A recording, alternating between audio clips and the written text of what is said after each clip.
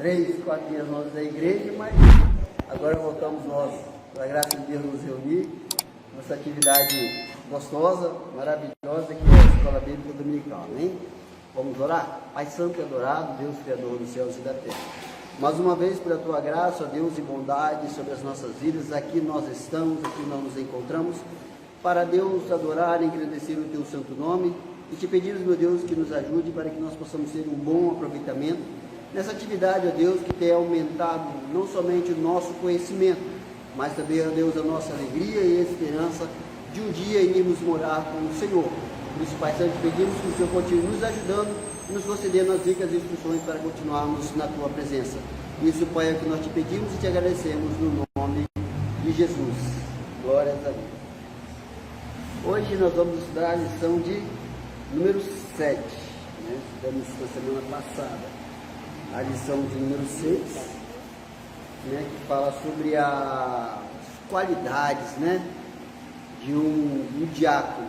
Hoje nós vamos ver a lição de número 7, que fala instruções sobre o comportamento na igreja. Ele não denominou a quem, né, esse comportamento, mas nós possamos presumir, podemos dizer que é o comportamento de todos, né, como nós vamos ver na igreja. Não de uma forma coletiva, mas também de uma forma individual, como nós devemos nos comportar na igreja. Vamos lá então, o título da lição? Texto principal. Todas as coisas convêm, todas as coisas são disso, mas eu não me deixarei dominar por nenhum. 1 Coríntios 6:12. Deixa eu fazer uma. Todas as coisas me são lícitas, mas nem todas as coisas me convêm. Essa andação, né? Eu vou no banheiro agora, daqui a 5, 10 minutos eu vou no banheiro de novo. Eu não posso segurar um pouquinho, não? O bom andamento do culto, prestar atenção naquilo que está sendo pregado, naquilo que está sendo testificado, porque a Bíblia é bem clara, ela é explícita. A fé vem pelo ouvir. Se eu não ouço, minha fé vai ser reduzida a nada, né? Resumo da lição. A igreja tem um relevante papel como coluna e firmeza da verdade, e trata do mistério da piedade, que é a sublime revelação de Cristo. O texto bíblico que nós vamos ver se encontra no livro de 1 Timóteo, no seu capítulo 3, apenas os versos 14 ao verso de número 16. Vamos fazer para a boa dinâmica, leitura responsiva, né? Verso 14. Escrevo-te essas coisas, esperando ir ver-te bem depressa. Mas para que saibas como ver Deus, que é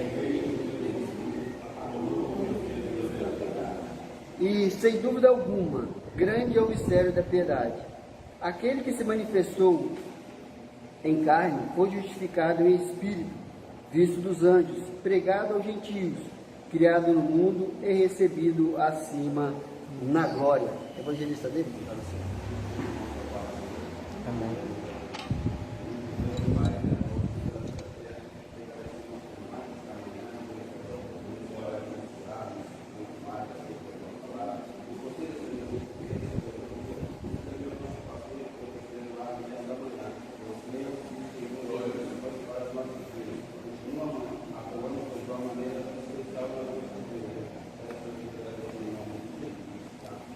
Glórias a Deus.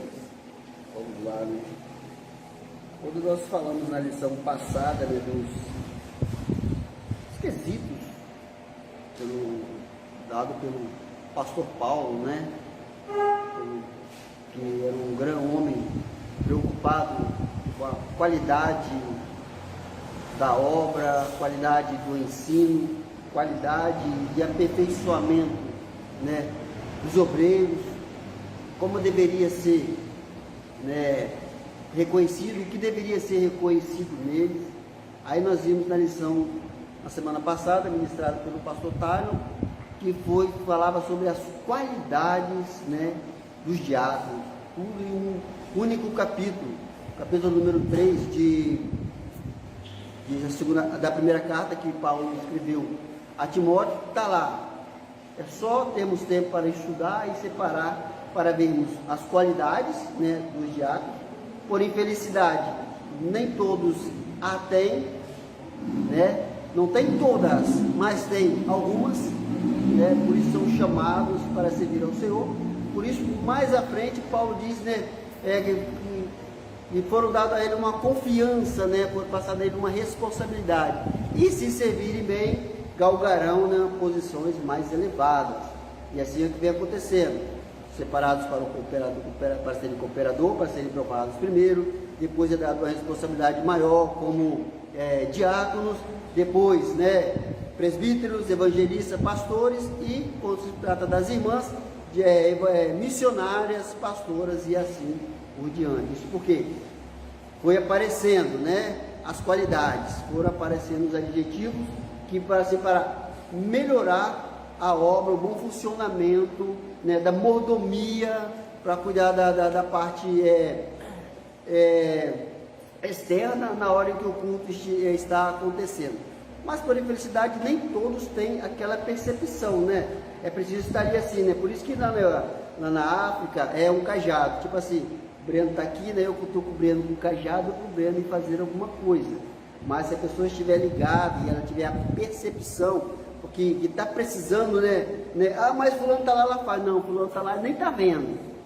Você está aqui, está vendo. Então você pode, né, ou mandar um recadinho, ou você mesmo ir lá. Então, quer dizer, nem todos têm as qualidades ainda, mas com o tempo do serviço ao Senhor, elas aparecem, né? Elas aparecem.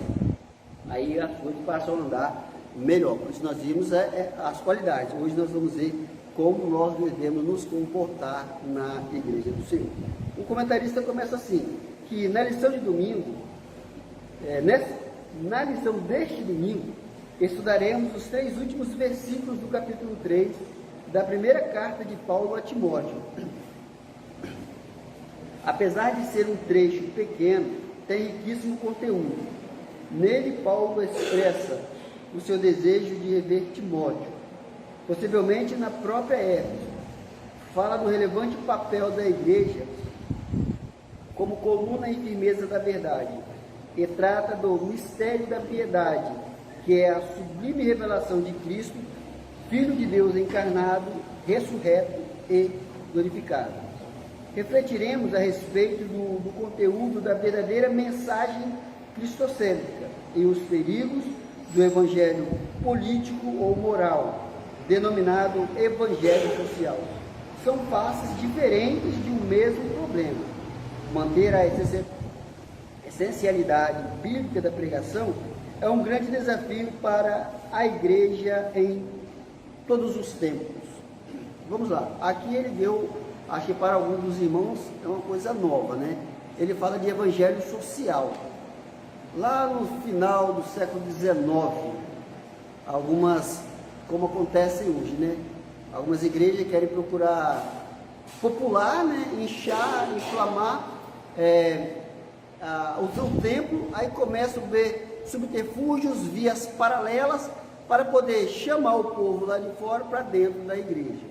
Não a modo tradicional, né? Com o modo convencional, como convém ser, que é na pregação do evangelho. E esse evangelho social, por algumas igrejas liberais aí, né? Foi o evangelho aquele assim, vamos partir agora em defesa dos fracos, em favor dos pobres, ou seja, por causa da desigualdade social, por causa da pobreza, vamos entrar aí agora e fazer aí um evangelho diferente, né? Para poder ajudar essas pessoas aí, mas porém, não da maneira convencional, né? Nós pregamos que Cristo é aquilo que pode mudar, Cristo pode mudar a sua vida, pode mudar a sua situação, mas primeiro você tem que aceitar Cristo como Salvador, o suficiente Salvador da sua alma. Esse, né, é o modo correto que nós devemos pregar o Evangelho. Não agora, a pretexto de irmos lá fora, né, vamos lá, né, quando chega o Carnaval, eu quero, né, fazer um Evangelho social, eu vou lá, vou pregar no Carnaval. Você está querendo enganar quem? A Deus ninguém engana, engana-se a si mesmo. Ou em algumas outras aí, atividades, achando, falando que vai pregar o Evangelho. Alguns vão sim para pregar, porque são pregadores, né, que são chamados para aquilo e fazem com alegria, mas outros vão com segundas intenções. Aí refletiremos a respeito do conteúdo da verdadeira mensagem cristocêntrica né? No presente século que nós estamos vivendo, nós não estamos vendo isso, né? Nós damos graças a Deus, né? Nós louvamos a Deus justamente por causa disso. Aqui na nossa igreja, nós ainda vivemos, né, essa pregação, esse ensinamento na sua essência. Por isso que nós vamos vencendo, né? As dificuldades, as barreiras que vêm surgindo no nosso presente século, nós vamos vencendo porque nós estamos aprendendo a mesma palavra, né? Ou seja, aquilo que o apóstolo Paulo fala, né? O alimento sólido para as nossas almas. Mas também, por infelicidade, nem todos aceitam, né, esse alimento que vem sendo dado para que nós possamos comer. Ou seja, ele confronta, mas a pessoa não aceita da maneira em que ele está sendo confrontado, porque quer continuar com a sua maneira de viver, né? E isso está relacionado, quando nós falamos de lições passadas, quando nós falamos do caráter. Todo mundo tem lá o seu caráter. Ninguém aqui é sem caráter. Ninguém aqui é sem caráter.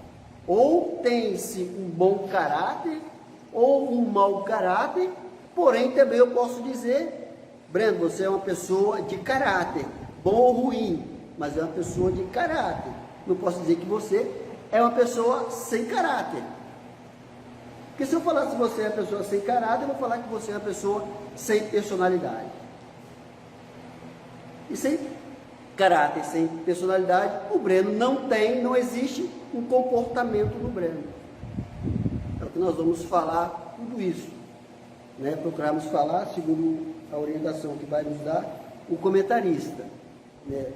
Vamos mesclar um pouco, personalidade, caráter e comportamento. Vimos as qualidades, beleza, né? Aos poucos nós vamos pegando, porque nem todo mundo já nasce sabendo, senão o Senhor não escreveria: eu capacito aqueles que eu chamo, senão todo mundo já deveria nascer sabendo o que vai fazer. Então o Senhor, à medida que Ele vai nos colocando, né, vai nos fazendo galgar posições dentro da casa do Senhor, Ele vai nos capacitando, ou seja, Ele vai nos preparando. Aí quando Ele fala aqui que manter a essencialidade bíblica da pregação é um grande desafio para a igreja em todos os tempos. Eu não vou falar que para a nossa igreja ela é assim, esse desafio, porque isso está bem enraizado no coração do nosso pastor. Ele não busca subterfúgio, é aquilo que ele falou, né? Tanto no ensinamento no domingo, como no batismo. A palavra ela tem que ser reta, ela tem que atingir o seu objetivo, ela tem que atingir o seu alvo. Ela não pode, né, ter via, ela não pode ter outra via, ela não pode ter subterfúgio, ela tem que ser reta. Então nós glorificamos a Deus, porque ela tem sido assim para nós. É por isso que nós estamos aqui, resistindo, vencendo, por causa, né, dessa palavra. Mas para outros aí sim, é aquela comparação que nós vimos aí tempos atrás as pessoas colocaram, né? Aqueles que pregavam o evangelho, a teoria da prosperidade, estavam andando de Ferrari, Porsche, né? Já aqueles que pregavam a palavra da salvação, a doutrina da salvação, estavam andando de Fusca. Olha a analogia. Mas é bom andar de Fusca, né? Que a gente vai devagar, pregando ali a palavra, né? Que a Ferrari anda rápido demais. Ela vai passar do ponto, Fusca não, vai devagarzinho. Nós vamos pregando para um, para outro, ganhando uma alma aqui, ganhando uma alma ali. Nós não estamos iludindo ninguém. Nós estamos apenas, pela graça de Deus, convencendo as pessoas a aceitarem Jesus. Por isso pregamos a palavra em sua essencialidade bíblica. Não fugimos ao propósito dela, né, da palavra, porque ela diz que ela não volta vazia. Então a palavra ela tem um propósito, ela tem uma finalidade. Aí vamos lá, o primeiro tópico ele fala bem assim: o propósito de Paulo. Nesses 3 últimos versos, nós vemos claramente, né, qual era o propósito de Paulo, quando ele diz que ele estava escrevendo para Timóteo, mas ele esperava, ou seja, ele tinha um projeto de também ir aonde ele tinha que ir, onde ele precisava ir, mas voltar para encontrar de novo com Timóteo. Todos nós temos projetos, né? Todos nós temos sonhos, objetivos, mas em determinado momento, esses projetos, esses objetivos que nós temos, depois que nós nos entregamos a fazer a vontade de Deus, ele vai ser conduzido segundo a vontade de Deus. Quantos dos irmãos aqui já não passaram por essa experiência? Se você falou assim, eu ainda não, pode ficar tranquilo, que você vai ter essa experiência com o Senhor. Você vai planejar, você vai ter um propósito, ele vai acontecer, mas não do seu jeito, vai ser do jeito do Senhor. Por isso que ele diz que dele é o querer efetuar. Pode até estar acontecendo agora, no momento que você quer, né? Esse agora pode estar acontecendo do jeito que você quer, porque o Senhor assim está permitindo para que você, assim, porque está batendo, a sua visão com a de Deus está batendo, o Senhor está permitindo até você chegar ao ponto onde Ele quer que também que você chegue. Porque se estiver fora da vontade de Deus, como estava a vontade de Jonas, pode saber que vai vir aí, Deus vai dar um jeito de colocar novamente você no caminho, na posição, no lugar onde quer que aconteça. E se ele fala assim, que com a expressão escrevo-te essas coisas, Paulo volta a dar um tom bem pessoal ao seu texto, principalmente ao dizer que esperava ir ao encontro de Timóteo bem depressa, ou seja, ele deu as instruções a Timóteo, né, lá no começo, para que ele ficasse ali e mudasse a casa em ordem, mas ele precisava voltar novamente para ver como é que estava e dar continuidade, né, às instruções. Mostra que Paulo pretendia retornar da Macedônia para a Ásia Menor, atual Turquia, a fim de encontrar seu amigo e fiel cooperador. Isso nós só vemos no coração daquele que realmente, né, tem o desejo de fazer a obra de Deus e ter um compromisso, porque às vezes nós vemos os pastores abrirem aí igrejas, né, pontos de pregações, mas está na sua incumbência, está na sua responsabilidade. Resolve lá, você é o pastor de lá. Mas Paulo não era assim. Em todas as igrejas em que ele foi pioneiro, em que ele abriu, e que colocou lá homens idôneos, segundo o requisito dele, né? Ele dava as suas primeiras instruções, as basilares, para o mandamento da obra, mas depois também ele vinha, retornando, voltando para ver o que estava acontecendo. Foi assim que aconteceu, né? Por diversas vezes na igreja de Coríntios, né? Os problemas que cotidianamente aconteciam, chegavam ao conhecimento de Paulo, quando ele não escrevia, ele estava lá de corpo presente. E assim foi nas outras mais, né? De Filipenses, quando não dava para ir, ele escrevia, e as outras mais. Como já estudamos, Paulo escreveu sua primeira carta a Timóteo durante a viagem que fez depois do seu primeiro aprisionamento em Roma, quando visitou Creta, onde deixou Tito, e algumas cidades da Ásia Menor, como Mileto, e possivelmente a própria Éfeso de Mileto surgiu para, dando aqui o roteiro, né, de Paulo nas suas viagens, região onde escreveu a primeira carta a Timóteo. E dá para se ver, notar, né, que não era pessoa que se dava a comodidade, né, independente dos meios de transporte da época. Nós conhecemos bem que ou era a pé, a cavalo ou a navio, Paulo não perdia tempo. Ele estava sempre ali, procurando meios, né, fazendo um uso, né, legitimando o seu chamado, a sua vocação, já escrevendo, porque chegava até a ele as informações.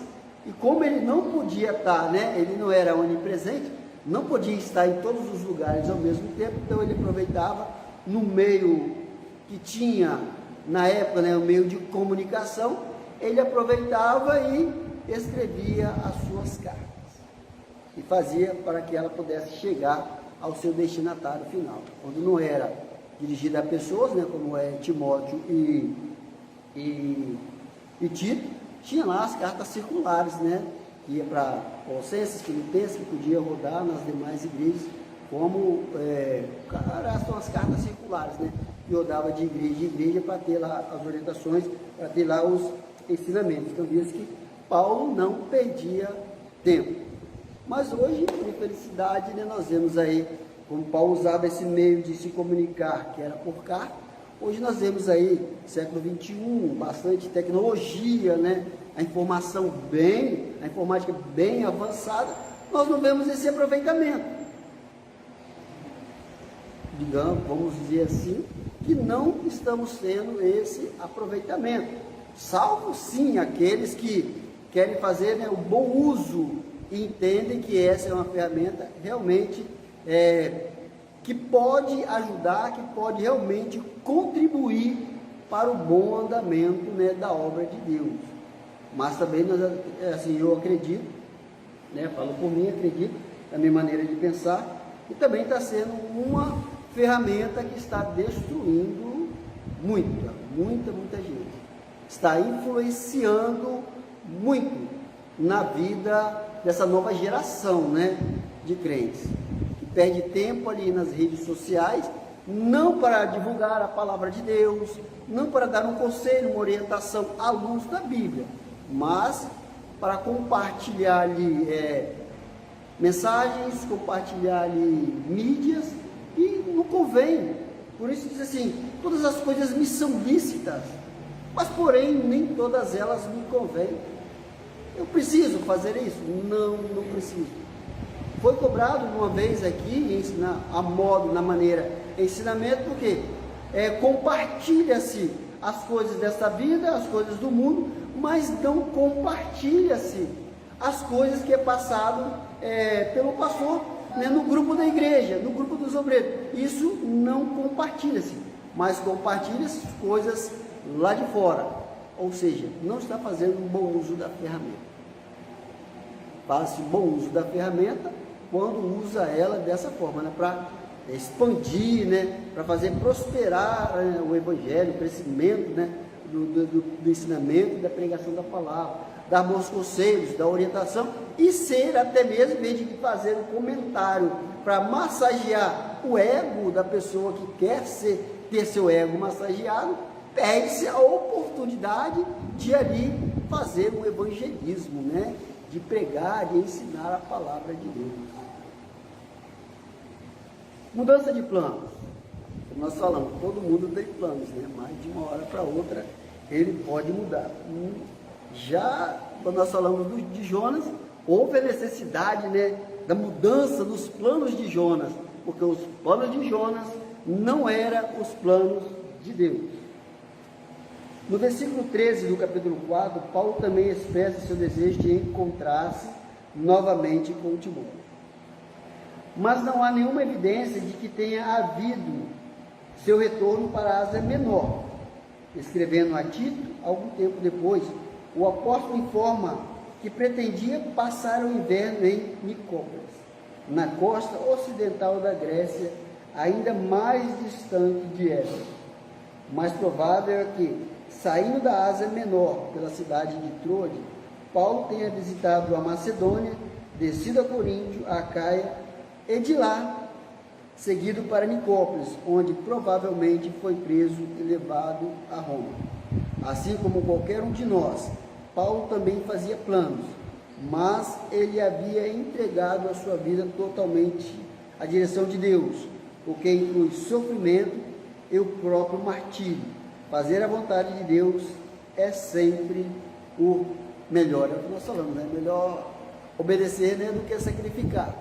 Nós não sabemos como vai ser o modo operante do Senhor para nos trazer novamente, né, a visão perdida, né, ao foco perdido, ou seja, para voltar novamente a trilhar o caminho que Ele nos mandou trilhar, porque nós vemos claramente, né, do modo de Jonas, como ele fez, né, como ele trabalhou para que Jonas pudesse fazer aquilo que o Senhor tinha comissionado para que ele pudesse fazer. E tudo isso aqui nós vemos que fazer a vontade de Deus, alguém disse já em algum lugar, muito tempo atrás aí, que a vontade de Deus dói, né? A vontade de Deus dói. Mas, ainda agora há pouco nós estávamos comentando ali atrás, ali que o Senhor realmente é aquele que sabe como fazer as coisas. Nós temos uma visão limitada, né? Nós temos uma visão limitada. Nós temos a nossa maneira de pensar. Por isso eu gosto muito de ler, quando no chamado de Davi, quando Deus ali envia Samuel ali tinha o seu modo de ver. Tudo bem, ele era sacerdote, ele era servo do Deus Altíssimo, mas isso quer dizer o quê? Continua sendo um homem de visão limitada. Deus deu uma ordem, vai à casa de Jessé, né, para que lá tem um homem, tem um rei a ser ungido. Então ele chega lá, olha, passa por todos e quando ele vê o primeiro e diz, é esse. Deus já fala para ele, não é esse. O modo como nós vemos, como nós agimos, como nós pensamos, né, às vezes não é o que Deus tem, ou quer que nós venhamos agir, pensar, não é. Porque ele disse abertamente a Samuel, eu não vejo como um homem vive. Eu não vejo como um homem vive. Deus tem a sua maneira de ver o homem. Nós vemos de fora, né? Tentamos ver de fora para dentro, porque dentro é difícil ver. Por isso nós falamos ainda há pouco de caráter, personalidade e comportamento. Nós vamos chegar lá. Eu vejo as pessoas por fora, vejo ali o seu comportamento, até entendo, consigo separar a sua personalidade, porque vejo o seu caráter, a sua personalidade, que é o seu comportamento, né? Mas tudo isso, devido à ação de Deus, ela também pode ser mudada. Devido à ação do Espírito de Deus, é que nós vamos ver depois lá, acredito que no capítulo 3, nós vamos falar a respeito do templo, né, que é morada do Espírito Santo. Ele pode fazer toda essa mudança, como fez na vida de Paulo. Por que não? Quem era Paulo no seu caráter, na sua personalidade, no seu comportamento? Deus mudou tudo isso. Deus mudou tudo isso. Aí, fazer a vontade de Deus é sempre o melhor. Vamos lá. Mas se tardar, pensando humanamente, né? Eu tenho lá o meu propósito, meu objetivo, mas se eu tardar, agora vem, ao mesmo tempo que esperava logo rever Timóteo, Paulo cogitava em sua viagem, que sua viagem pudesse demorar, né? A gente às vezes faz aí um projeto aí, vamos dizer, daqui a Aracruz são 45 minutos, dependendo do seu veículo, ou 1h20. Vai ser bem rápido, mas, né, pode ter um acidente lá, obstruir a sua vida, você chega lá, de 45 a 1h20 já era. Já não vai ser tão rápida a sua viagem. Esses 85 quilômetros, né, já não vão ser tão rápidos assim, porque houve um obstáculo, houve, né, uma barreira. Aí ele diz aqui, Paulo cogitava que sua viagem pudesse demorar. Às vezes, né, nós vamos naquela, né, não vai ser rapidinho, nós vamos lá e vamos voltar rapidinho, e às vezes esquece que pode ter ali, dar uma, né, ter uma barreira ali, um obstáculo que vai impedir que essa ação rápida que eu pretendia fazer, né, venha dar um probleminha no final do expediente, né. Assim enviou por carta suas instruções, ou seja, ele se antecipou, porque ele via que poderia acontecer alguma coisa, então fazer o seguinte, né? Vou escrever a carta aqui, quando aparecer alguém aqui, eu mando que leve, faço com que ela chegue até Timóteo. O apóstolo se mostrou precavido e diligente, fazendo o melhor uso possível do principal meio de comunicação da época. Fazendo o melhor meio de comunicação da época. E na nossa época também nós temos um meio eficiente para fazer também a nossa comunicação. Timóteo ficou devidamente suprido de orientações pastorais, complementares àquelas que havia recebido pessoalmente. Ele deu as primeiras instruções a Timóteo, nós vimos lá no começo, né? Para ficar aqui, para pôr as coisas em ordem e tal e tudo. Mas a vida segue, né? A vida segue. A obra vai crescendo. Pessoas vão, pessoas vêm, né? Como nós vimos aí, que quando Paulo diz que as mulheres aprendam calado, ou seja, elas tinham o seu modo de viver. Quando chegavam na igreja, elas queriam dar as suas opiniões. Aí Paulo, aprende calado. Depois, em casa, você pergunta ao seu marido. Ou seja, tinha todas essas instruções, todas essas orientações a dar para a igreja. Hoje, né, pela graça de Deus, nós que estamos aí há mais tempo, quando falava assim, culto de doutrina, misericórdia, era o culto mais evadido. Só ia aqueles que verdadeiramente tinham lã, né? Porque o pastor ia bate, realmente. Ele quer tirar os carrapichos. Às vezes, para você tirar o carrapicho, você puxa o pelo, né? Vai sentir uma dorzinha um pouquinho, mas é preciso. Aí, isso é para moldar, mas tem crente que nós falava em culto de doutrina, era um problemão. Aí depois mudou, né? Culto de ensinamento. Mas mesmo assim, quando chega na hora do ensinamento, hoje não, hoje pela graça de Deus, né? Tá? Deu uma melhorada boa, porque tudo isso faz parte. Tudo isso, né, é uma grande necessidade das nossas vidas. Porque sem doutrina, sem ensinamento, como é que nós vamos continuar caminhando na presença de Deus? Como que nós vamos entender qual é a vontade de Deus, como que o Senhor quer que nós venhamos prosseguir?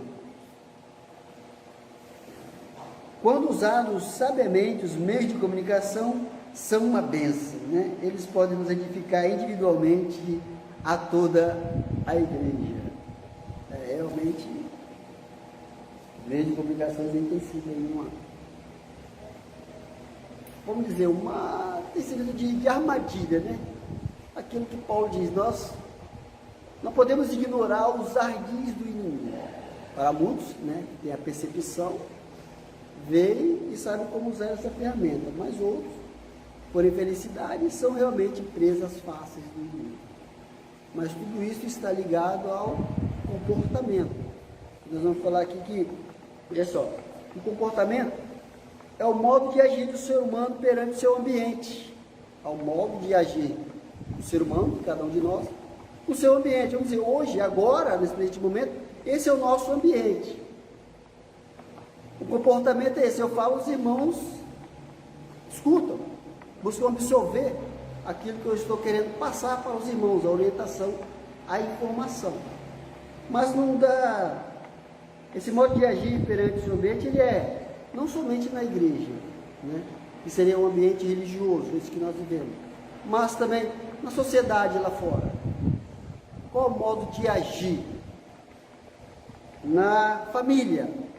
Paulo mostrou aqui, nesse capítulo 3, de como deve ser o obreiro, né, em sua casa, o seu comportamento.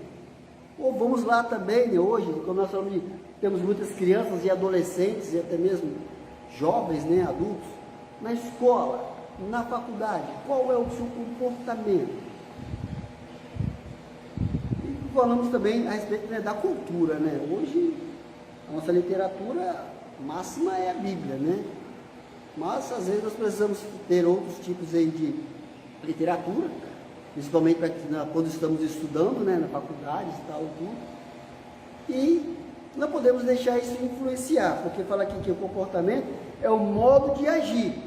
E, por mais que o pastor adverte, né, tem que se advertindo que, para ter cuidado com sociologia e filosofia, se o crente não estiver basado, se ele não estiver lendo as Sagradas Escrituras, lá ele vai sofrer uma interferência, né? Ele vai sofrer ali vamos dizer assim, uma atualização, né, nas informações, e vai começar agora a indagar. E aí? Quando eu comentei na terça-feira, que quando eu fui para a Itália eu tive um problema. Não pelo que eu tinha aprendido aqui, não pelo que eu tinha aprendido, pelo que eu estava vendo. Porque o que eu tinha aprendido, que eu levei daqui para uma outra cultura, nós estamos falando de cultura, eu vi as coisas acontecendo de uma forma diferente. Ei, mas o que está escrito na minha Bíblia, ainda que em outra língua e outro idioma, está escrito a mesma coisa. Por que as pessoas vivem diferente? Aí fala que é o modo de agir do ser humano perante o seu ambiente. A palavra de Deus ela é imutável, não importa para onde você vá. A palavra de Deus não muda. Você que muda o ambiente. Mas a palavra, se ela está em você, ela não pode mudar, né? Agora, aí ele nos mostra aqui a respeito do comportamento, que um dos principais aspectos do comportamento humano é a capacidade de aprender e mudar. Um dos principais aspectos do nosso comportamento, já que eu tenho que agir perante o ambiente que eu estou vivendo, né? Quando a Bíblia diz assim, que as velhas coisas já se passaram, hoje eu vim e aceitei a Cristo, aprendi a respeito da palavra de Deus, tive essa capacidade, é aquilo que nós, às vezes, exemplificamos, meu copo está cheio, ele não pode permanecer cheio, ele tem que ser esvaziado para ser enchido de novo, ou seja, eu recebi o conhecimento, passei informação, conhecimento e tenho que receber mais. Agora, se eu falar que eu não preciso mais, já era. Já era. Se eu falar que eu não preciso mais de conhecimento, mais de informação, já era. Então, quer dizer, eu preciso estar aprendendo. Todo o tempo. Eu preciso estar aprendendo. E também mudar. Porque esse é o objetivo da palavra de Deus. Quando diz que ela não volta vazia, ela não volta para o Senhor vazia. Eu preciso ouvir, ela me confrontar. Quando eu ser confrontado por essa informação, eu vou aprender que o modo que eu estou vivendo não condiz com o que Deus está passando para mim. Por isso Paulo diz, não é boa a vossa jactância. Quando ele escreve lá em Coríntios, não é boa o comportamento, a atitude, a ação de vocês não é boa. Ela precisa mudar. E ela só vai ser mudada quando vocês fizerem assim, assim, assim, conforme diz a palavra de Deus.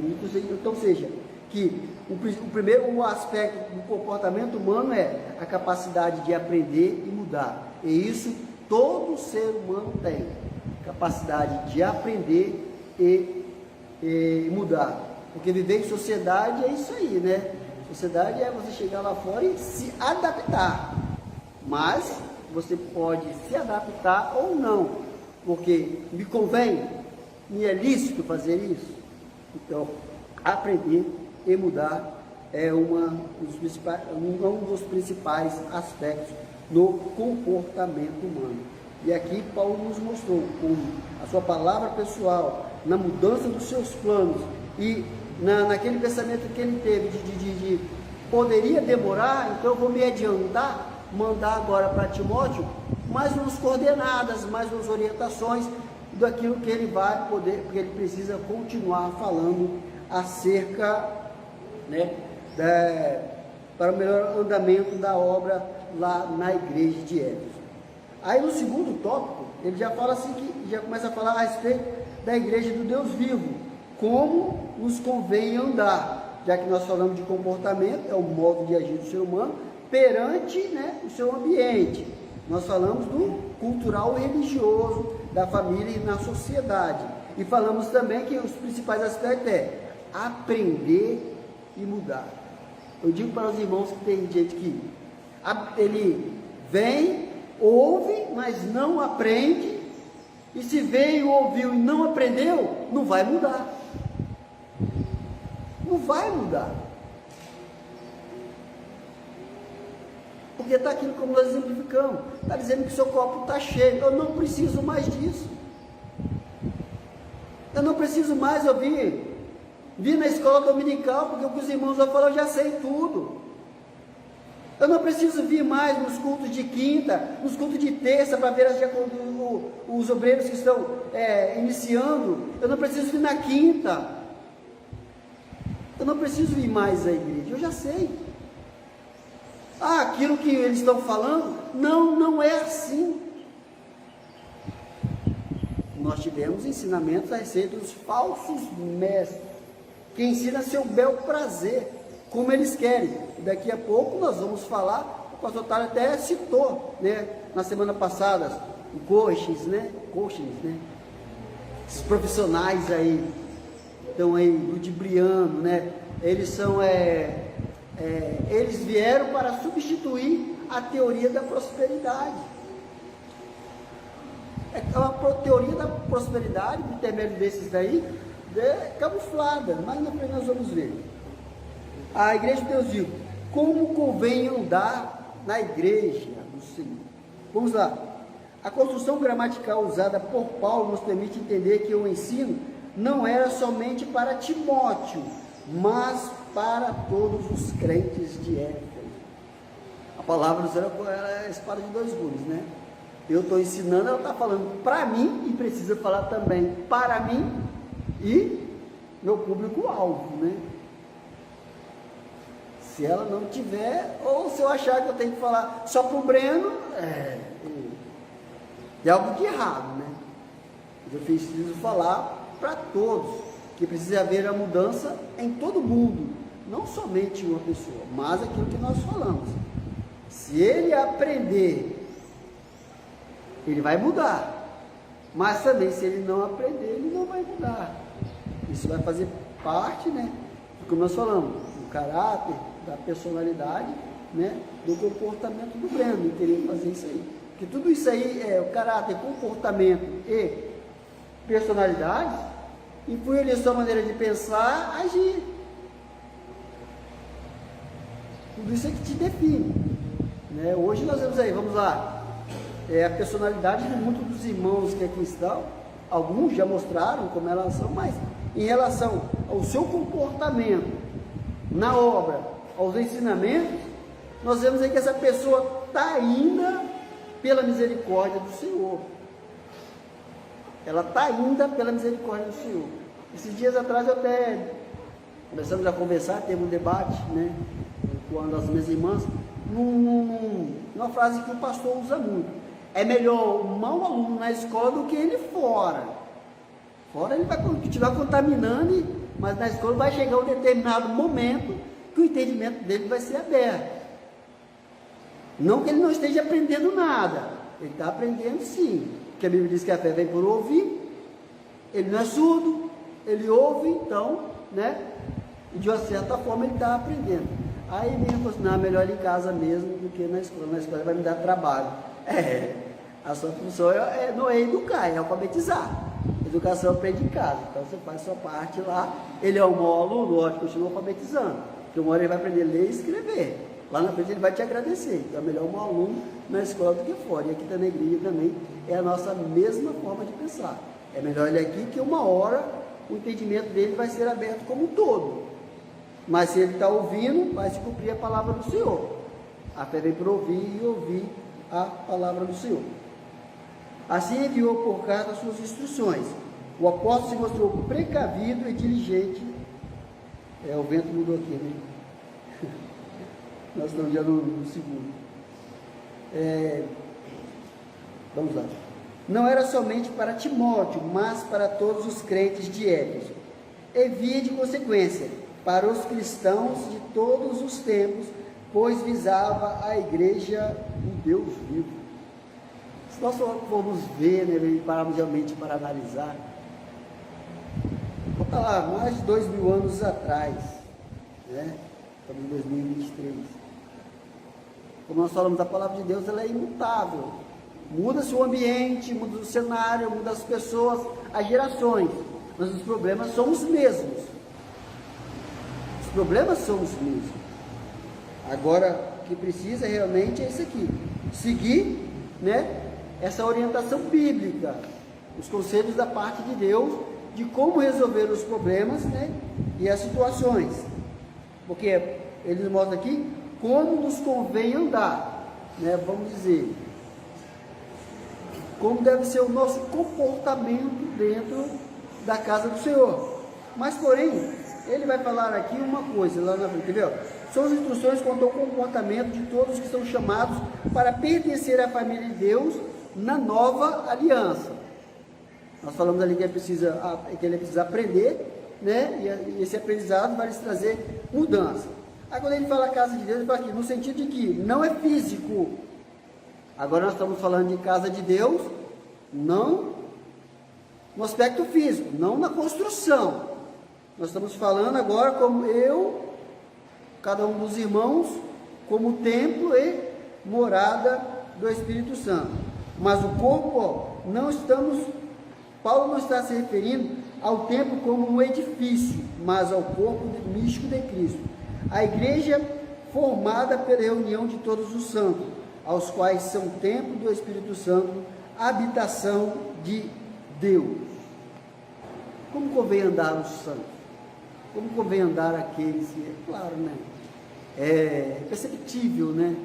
Nós vemos que o comportamento desse é aquele de fazer de tudo para poder agradar, chamar a atenção de Deus, né, para o lado bom, né? É uma pessoa que gosta, que ora porque entende a necessidade de orar, lê a Bíblia porque entende a necessidade de estar lendo a Bíblia, é uma pessoa que jejua porque entende a necessidade e a ordem de Deus, de que é para manter uma vida de santidade, porque sem santidade ninguém vai ver ao seu. Esse é aquele que é templo e é morada, né, do Espírito. Mas aqueles que não estão nem aí, né, vão viver segundo a sua maneira de pensar. Aí ele continua, Jesus anunciou aos discípulos a edificação da sua igreja, usando um termo grego bem conhecido, mas aqui o termo, ele é termo técnico da palavra, né, do original. Aí ele continua, de acordo com a Bíblia de Estudo Pentecostal, ela tem um sentido literal de reunião de um povo por convocação. É até interessante, né? É até interessante. Nós somos povo, mas nós somos convocados para isso. E quando nós somos convocados para isso, então nós temos que ter ali a nossa maneira de nos comportar. Né? Se nós voltarmos lá atrás, né, no Antigo Testamento, nós vamos ver que para oferecer ali a expiação, naquele trabalho do sacerdote, né, que tinha que ser amarrado, né, com uma corda, um sininho, e entrar lá no Santíssimo, e ele corria o risco de não voltar. Porque se a vida dele não estivesse no altar, ele corria o risco de não voltar. Ali tinha a ver com a índole, né, o caráter, a personalidade, o comportamento do sacerdote. Porém, nos dias de hoje não é diferente. Há um verso bíblico que diz bem assim, ó, faz parte do comportamento também do crente. Os salvos se alegram com os salvos. Mas parece que a gente vê um negócio diferente, né? Quando há uma confraternização, quando há um convite, né, para que possamos participar, até mesmo prestigiar, né? Aí não vou lá não, porque eu fui convidado para ir ao shopping, meu amigo lá me convidou, estamos tendo uma inversão de valores. Se a Bíblia diz que os salvos se alegram com os salvos, agora eu vou deixar de ir ao convite que o pastor Tálio me fez, porque um amigo lá do trabalho me chamou para um churrasco. Onde eu estou mais propenso a pecar? Onde agora está falando a respeito do meu caráter, da minha personalidade? A Bíblia diz que os salvos se alegram com os salvos. E se eu quero me alegrar com as pessoas lá de fora, que eu já vi a separação, estou te tirando daí, não volto para aí não. Mas eu quero voltar. Está falando a respeito do meu caráter, da minha personalidade, né? Mostrando o meu comportamento. Não, eu não quero me alegrar com os salvos. Eu quero me alegrar com os que estão lá fora. Jesus, beleza. É para esse povo, portanto, que são dirigidas as instruções paulinas. Onde quer que nos reunamos, precisamos nos comportar de acordo com a palavra de Deus. Vamos lá. 1 Coríntios 14, de 26 ao 40. Lá diz assim, quando nós nos reunimos tem que haver hinos, salmos, né? Às vezes a gente para aí no grupinho né, ter irmãos. Rapaz, é melhor você falar assim, ó, peraí que eu tenho que dar um pulinho lá em casa que eu esqueci alguma coisa lá e sair de fininho. Procurar uma excusa para sair, porque não tem nada disso. Onde tem 2 ou 3 reunidos no meu nome, aí estou eu. Quem tem a palavra, fala a palavra. Você chega lá, o ambiente é pesado, não é nada daquilo, né? Mas quando você encontra um grupo que ali tem prazer, alegria de falar das coisas de Deus, né? Fazer um comentário, ou seja, igual agora o que está acontecendo, né? Um cenário mundial, um cenário político mundial. Ah, isso tem a ver, porque é a preparação para a vida do anticristo. Ah, é porque são coisas saudáveis de se conversar, né? É um debate sadio, agradável, que vai agregar, vai trazer edificação. Às vezes, há aquela rodinha que combina justamente lá com os Salmos 1, né? Bem-aventurado o varão que se assenta na roda dos escarnecedores e nem se detém no conselho dos ímpios. Tem gente que prefere estar ali do que quando se reunir, como diz lá em 1 Coríntios 14, no verso 26 ao verso de número 40. Tem que ter algo edificante. O Deus vivo. A expressão igreja do Deus vivo contrasta com os inúmeros templos dos deuses pagãos da época, ídolos mortos que não podiam esboçar nenhuma reação ao culto que recebiam. Aqui nós vemos assim, aqui a gente consegue ver uma grande realidade, uma grande diferença, né, que nos faz ver que tomamos a decisão certa e o que nós estamos esperando, aquilo que diz Hebreus, vai acontecer. E nós vamos ver aquele que nós servimos hoje, nós vamos vê-lo face a face. Mas também aqueles que dizem ser, mas estão, né, numa idolatria. Vamos dizer que aquele ventilador é um Deus, o Deus do vento, né? O Deus da refrigeração. Eu tenho que adorar Ele, porque é Ele que refrigera, traz o bem-estar, né?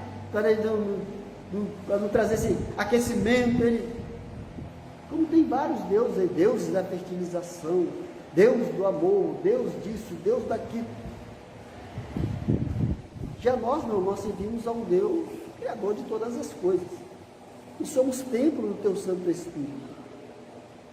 Somente a Ele nós devemos a devoção, somente a Ele nós adoramos, nos exaltamos. Nós não precisamos ali, né, como vamos lá na Índia, né, mais de 1 milhão de deuses e ninguém resolve o problema. Ninguém resolve o problema. Aqui, cadê os matadores de barata? Vai lá e mata uma barata para você ver. É um problemão. Vaca, então, vai tentar comer carne de boi lá.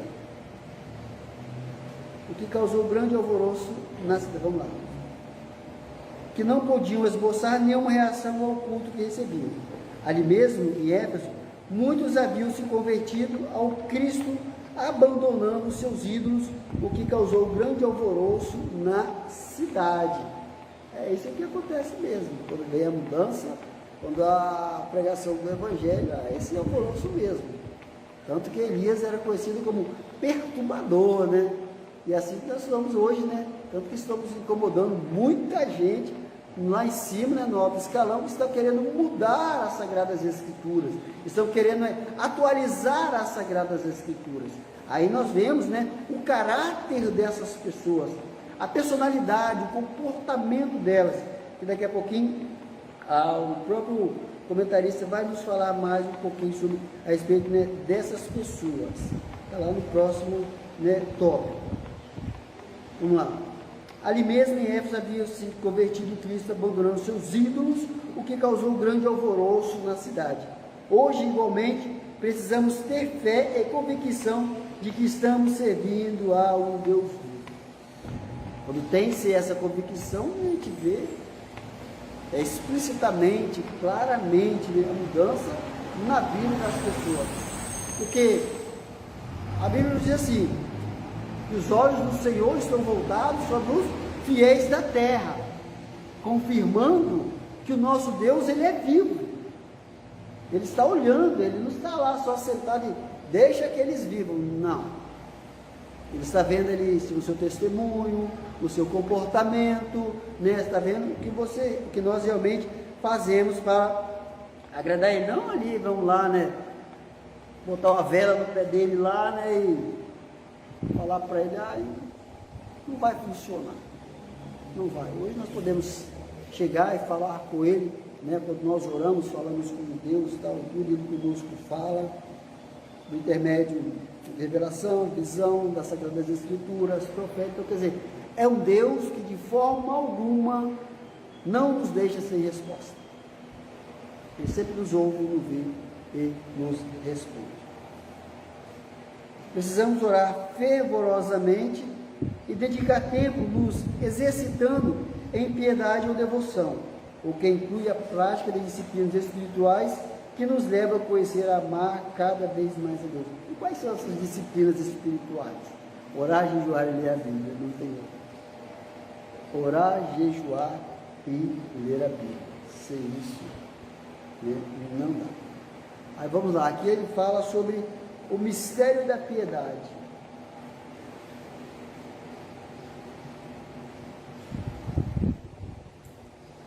Vamos lá. Coluna da verdade. Mais que um sentido geral, verdade aqui tem um sentido fundamental e específico, que é o mistério da piedade. Esse mistério, ou razão de nossa devoção, é Cristo, a palavra encarnada, em torno de quem estão escondidos os tesouros da sabedoria e do conhecimento. Para proclamar essa verdade, os líderes de Éfeso precisariam ter uma firme estrutura moral e espiritual. Por isso, as qualificações apresentadas por Paulo eram fundamentais. Era aquilo que nós falamos, né, a priori. Vai separar? Vai mandar? Paulo diz assim que precisa ser homens idôneos. Até mesmo quando apareceu na substituição de Estevão, que os discípulos falaram? Homens que andaram com o Senhor, cheios do Espírito Santo, também íntegros, né? Idôneos, ou seja, eram bem, né, puxados, né? Não podia ser de qualquer maneira. Por isso que ele fala aqui que o enfraquecimento da liderança compromete a mensagem. Porque se não tiver tudo isso, se não tiver a convicção, como vai ser hoje o ensinamento, como vai ser, qual vai ser a mensagem a ser pregada? O que vai ser ensinado? Esses dias eu vi um vídeo aí, né? Eu fico olhando, falando assim, Deus, o Senhor quer somente o seu coração. Alguns falam que Deus não é nem a soberba, né? Deus quer corpo, alma e espírito. Sejam prontos para aquele dia, né? Da volta do seu corpo, alma e espírito. Não dividiu. Ele quer tudo. Mas aí a gente vê vídeos aí igual, né? Só Jesus mesmo. Aí a gente vê, mas como é final dos tempos, né? Então nós devemos ver que falsos mestres iam aparecer, falsos ensinadores, né? Quando uma pessoa parecia um caderno de desenho aí na mão do Nicolas, dos meninos que gostam de desenhar. Pessoa toda tatuada, falando para outra pessoa lá do outro lado que estava vendo ela no vídeo, que para ofertar ela, para apresentar a maconha dele a Jesus, e ele podia continuar assim, que, pelo amor de Deus, velho.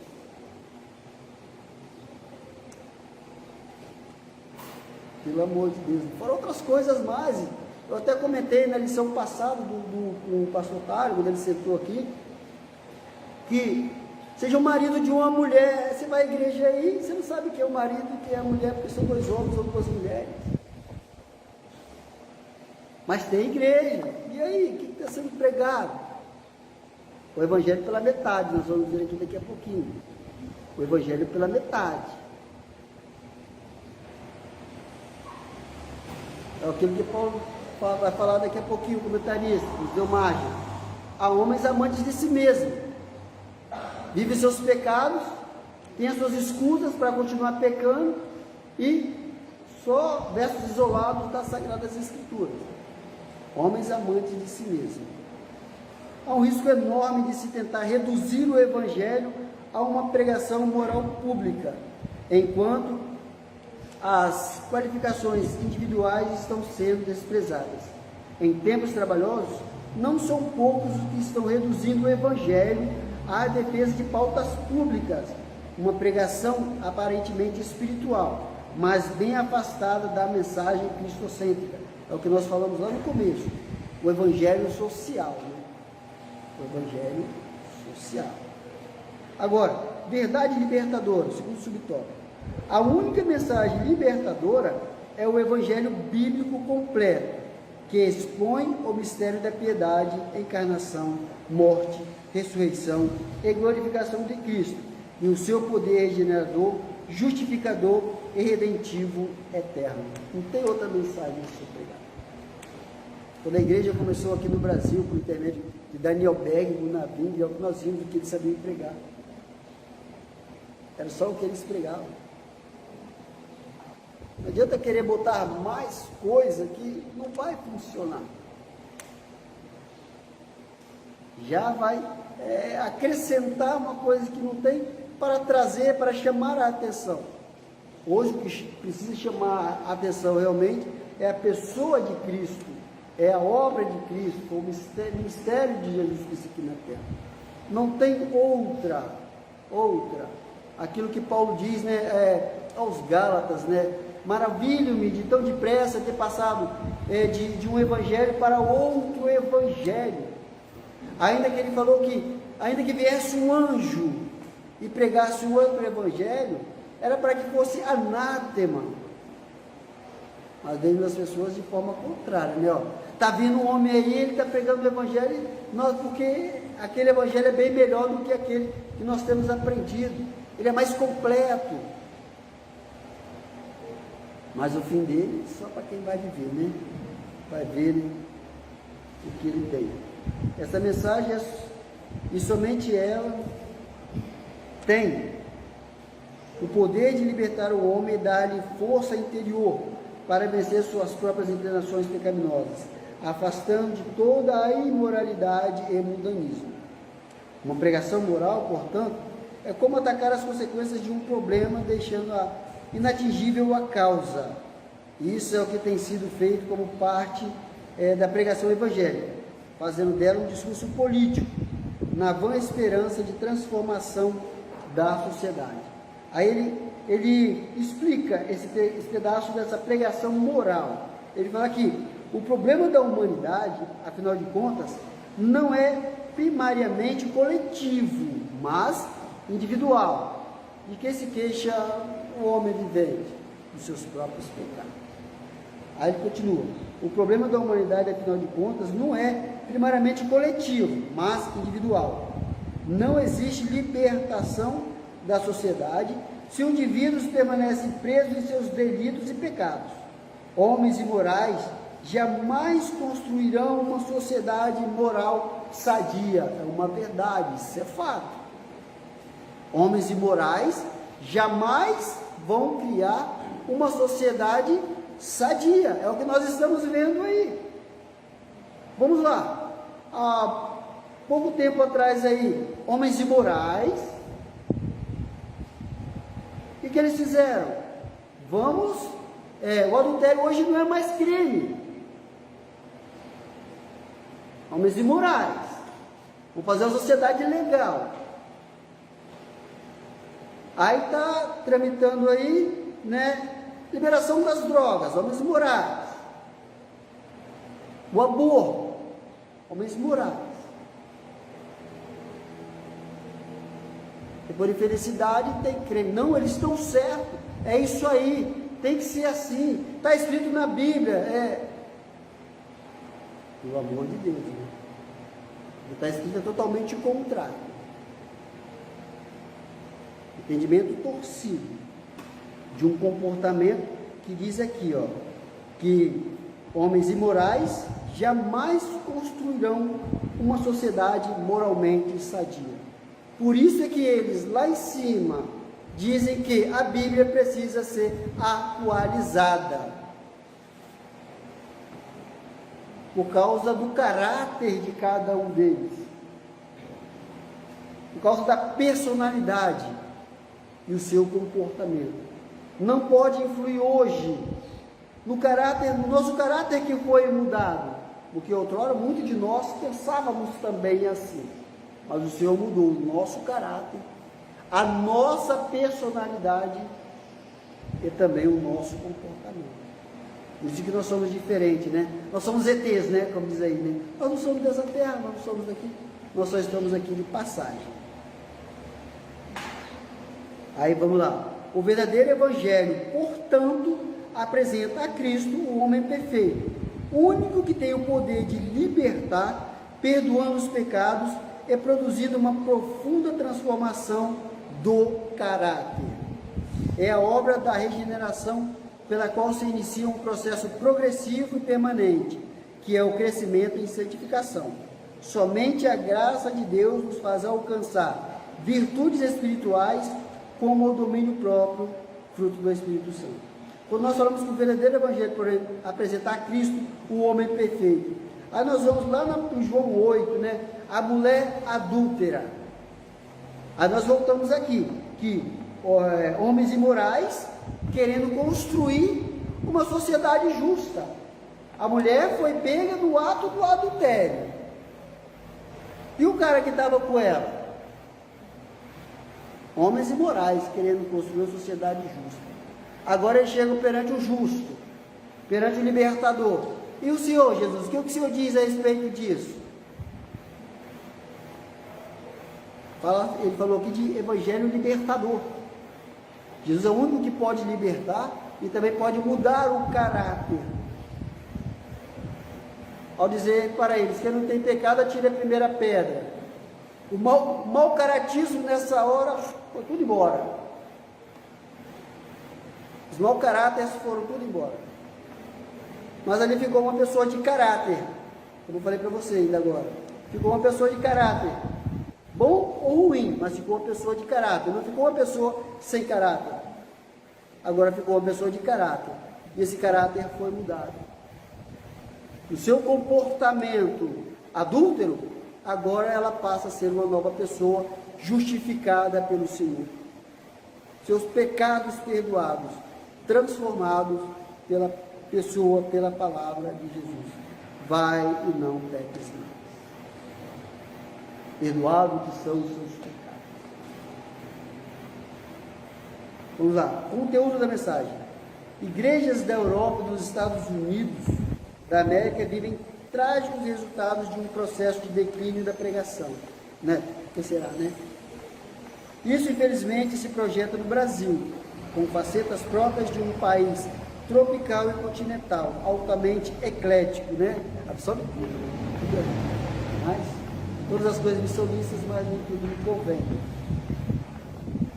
Há também um movimento de psicologização pela inserção de conteúdos motivacionais, de autoajuda, como a teologia do hoje, né? Prosperidade camuflada. Vamos falar um pouquinho. Vamos lá.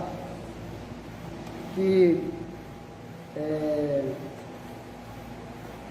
essa teologia, como diz ela é substituta, né, da teologia da prosperidade. Onde nós vemos ela? Diretamente naqueles que dizem ser pastores, né? Que dizem ser pastores, com esses conteúdos, e os influenciadores de modo geral, né? Que são os youtubers, cantores, gospels aí, né? Então, né? Só Deus mesmo. Tem cada coisa aí que precisa se filtrar, mas muitos não querem filtrar. Isso tudo, né, ela é nociva à ortodoxia e à espiritualidade. Sabe por quê? Eles vão te falar como, vamos lá, nós falamos da teoria da prosperidade, como você vencer os seus problemas e as suas dificuldades, te ensinando uma disciplina, mecanismos, mas tirando Deus do negócio, tirando Deus da situação. Uns até mesmo, você pode ser rico, o diácono Breno, se você fizer isso, você vai ser um homem rico, Mas onde está Deus no negócio? tem muitos que estão indo após ele. Nesse campo pentecostal, há movimentos sem solidez bíblicas e doutrinária, por isso rapidamente cai em descrédito, gerando frieza e incredulidade e apostasia. Vão aprovar, dá errado, aí depois, né, Deus é culpado de tudo, não tem nada a ver com isso. Foi a sua escolha, né? Foi isso tudo que nós falamos. Caráter, personalidade e seu comportamento que te levou a tudo isso. Como coluna e firmeza da verdade, a igreja deve sustentar a proclamação do mistério da piedade, que Paulo expressou através do trecho de um hino bem conhecido dos crentes primitivos. Aquele que se manifestou em carne foi justificado em espírito, visto dos anjos, pregado aos gentios, crido no mundo e recebido acima na glória. Em poucas palavras, uma profunda mensagem cristológica apresenta a Cristo, o Filho de Deus, que se fez carne, morreu e ressuscitou como prova da sua vitória sobre o pecado e morte e o inferno. Sua vida e ressurreição, assim como sua ascensão aos céus, foi testemunhada pelos anjos. Quer dizer, nada daqueles, né, que eles dizem que são Deus, mas ninguém sabe nada da sua história. Mas Jesus não. Ele era as suas testemunhas que viram quando ele morreu, quando ele foi morto, a sua ressurreição e a sua ascensão ao céu. Seu nome tem sido pregado aos gentios e escrito por incontáveis pessoas em todas as épocas e lugares, aos quais espero bem glorificado. E vive ainda, né, em tudo que ele faz, né, no nosso mundo. Agora, quarto subtópico e último, buscando o equilíbrio. Ao tratar da centralidade do Evangelho, que é Cristo, não podemos imaginar que não devemos estudar muitos outros importantes temas da vida cristã. O que ele está querendo dizer aqui? Que ao tratar da centralidade do Evangelho, que é Cristo, ele está dizendo assim, que nós não podemos continuar com a ideia de que não devemos estudar outros importantes assuntos, temas da vida cristã. Mas graças a Deus, né, nós não pensamos assim, que todos os semestres da nossa escola bíblica dominical têm sido direcionados pela graça de Deus na vida da pastora Marilza, e os textos o que nós estamos estudando é de grande relevância, é de grande importância. Para muitos estão sendo lembrados e para outros verdadeiramente estão sendo ensinados acerca de como deve acontecer, de como deve fazer. Como convém andar, e isso deve ser feito com equilíbrio. O ensino de Paulo visa ensinar, e como convém andar, e isso deve ser feito com equilíbrio. O segredo do equilíbrio é ter Cristo sempre no centro de todas as coisas, interpretando e aplicando os ensinos relativos a todas as áreas da vida. Nosso foco central deve ser a glorificação de nosso Senhor e Salvador, porque dele, por ele e para ele são todas as coisas. Glória, pois, a ele eternamente. Amém.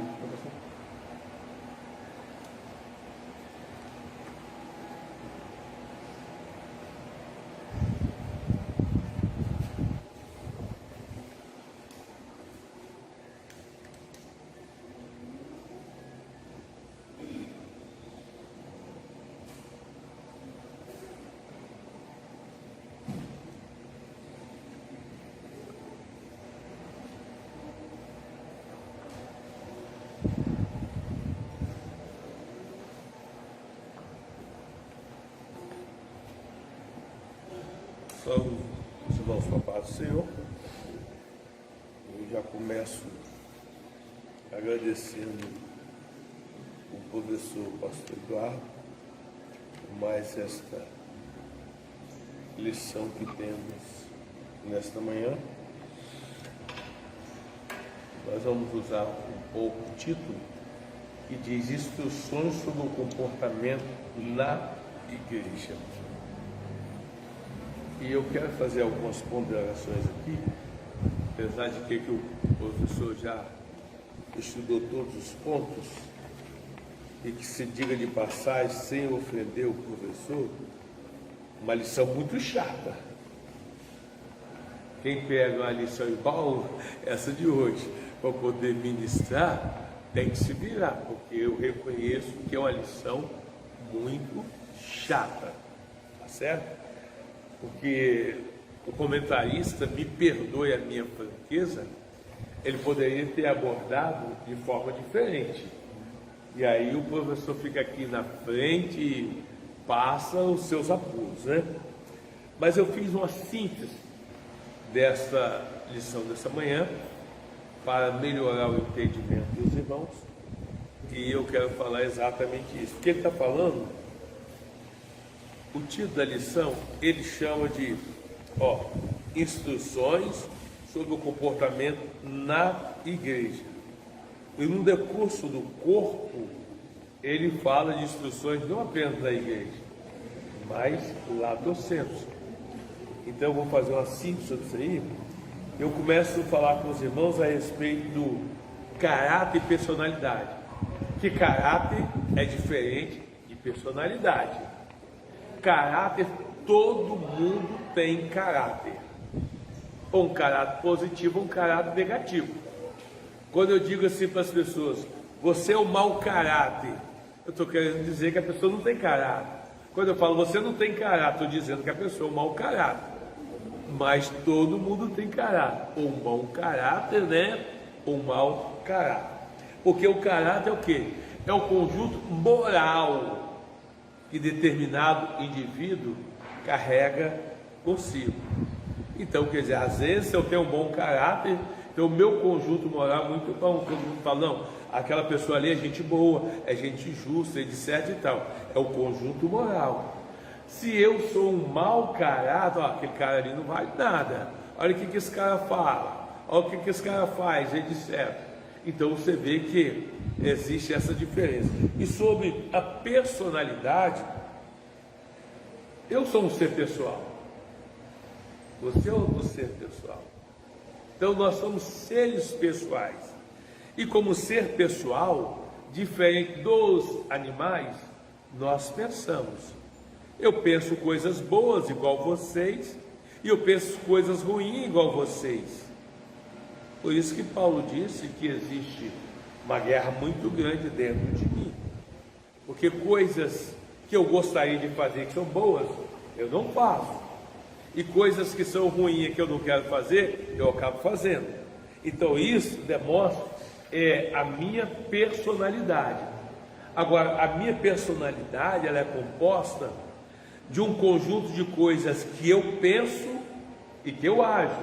Então, dentro da minha personalidade, se eu pensei coisas imorais e se eu agir, aí sim eu estou atingindo o meu caráter positivo, se tornando um caráter imoral ou mau caráter. Então isso aí é interessante a gente ver essa diferença sim, para a gente não generalizar. Porque às vezes eu penso as coisas, caramba, eu pensei, tá doido, não vou fazer um negócio desse não. Sou servo de Deus, só o sangue de Jesus, né? Então, quer dizer, você pensou como a sua personalidade, o ser, mas você não vai agir porque você conhece determinadas regras que não permitem que você haja. Aí depois, eu quero dizer para os irmãos o seguinte, olha, nós somos indivíduo. O indivíduo pastor Eduardo, o indivíduo Adelci, o indivíduo Regina, o indivíduo Diácono Bento, somos indivíduos. Quer dizer o quê? Que somos individuais. Isso é importante, hein? Nós somos individuais. E aqui agora o que eu falei contra a personalidade? Que cada um de nós não temos o modo de pensar e agir, porque nós somos individuais. Só que esta lição é mostrar para nós da necessidade da igreja ter líderes fortes para ensinar o que é a palavra de Deus. Porque eu, sendo individual, posso pensar o que eu quiser, mas na hora de agir, eu tenho que agir conforme as instruções da palavra de Deus.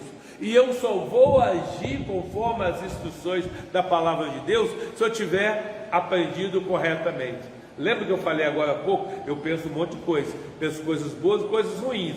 Agora, na hora da coisa ruim, eu quero fazer, eu não posso fazer, Porque eu já aprendi nas Escrituras Sagradas que eu, como indivíduo, eu tenho que fazer as coisas de acordo com a vontade do Senhor.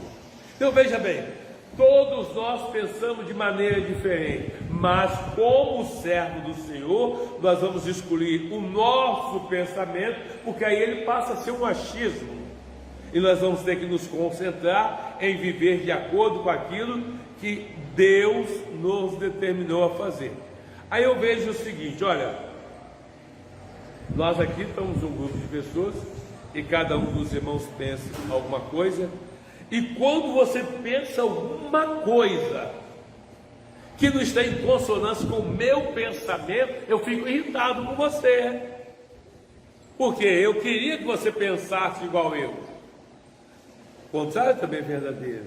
Quando você pensa uma coisa e eu discordo da sua forma de pensar, você fica indignado também, porque você gostaria que eu pensasse igual você. Mas calma aí, nós não somos indivíduos, cada um não pensa diferente um do outro. Aí, nesse contexto de indivíduo, eu fico olhando o seguinte: nós somos cerca de 7 bilhões de pessoas na humanidade, pensando diferente, e Deus entende a todo mundo e compreende a todo mundo, e nós não conseguimos compreender nem as pessoas que estão dentro da nossa casa, porque às vezes pensa diferente, e quando pensa diferente a gente já quer matar, né? Calma aí, você tem que pensar igual a mim, não, nós somos indivíduos. Agora, a instrução do Senhor é exatamente por isso. Olha, nesse universo de indivíduos que cada um pensa diferente um do outro, é necessário que tenha uma palavra, uma lei escrita, para que todos possam pensar de acordo com a vontade de Deus. Porque aí nós pensando e agindo de acordo com a vontade de Deus, nós vamos chegar no céu. Agora, se eu tiver que pensar e agir de acordo com a minha vontade, meu irmão, vai ter dia que eu vou pensar um monte de bobeira e vou querer fazer. Ou isso não acontece com vocês? E eu não faço, por quê? Porque eu tenho um limite. Qual é o limite? Olha, é aqui, Adelcinho. Passou disso aqui, deixou de ser liberdade para libertinagem. Você tem que obedecer os ensinamentos da palavra do Senhor. Eu falo, tá bom, Jesus, eu volto. Mas se eu fosse deixar apenas pelo meu pensamento, gente, esta é a razão pela qual nós somos servos de Deus. Então, essas são a anotação que eu fiz, certo? Para que a gente possa pensar e agir de acordo com a palavra de Deus. Agora, no texto aqui, eu achei algumas coisas interessantes também. Por exemplo, na introdução aí, o último parágrafo, está escrito assim: refletiremos a respeito do conteúdo da verdadeira mensagem cristocêntrica e os perigos do evangelho político ou moral, denominado evangelho social. São fases diferentes do mesmo problema. Manter essencialmente a Bíblia, essencialidade da Bíblia, da pregação, é um grande desafio para a igreja em todos os tempos. Olha, esse desafio nós temos também, só que nós não mantemos, nós não ensinamos a Bíblia tal como é. E por que as nossas co-irmãs por aí fora fazem completamente diferente? É porque precisa de alguém forte, firme, para não se render e fazer as coisas conforme existe um monte de igrejas por aí fora, que em vez de cultuar a Deus, estão fazendo shows, e esses shows contaminam os seus membros. Depois eu vejo aqui, ó, no primeiro tópico, no terceiro subtópico, mas se tardar. Eu achei um negócio interessante aqui. Ele disse: ao mesmo tempo em que esperava logo rever Timóteo, Paulo cogitava sua viagem que pudesse demorar. Assim enviou por carta suas instruções. O apóstolo se mostrou precavido e diligente, fazendo o melhor uso possível do principal meio de comunicação da época.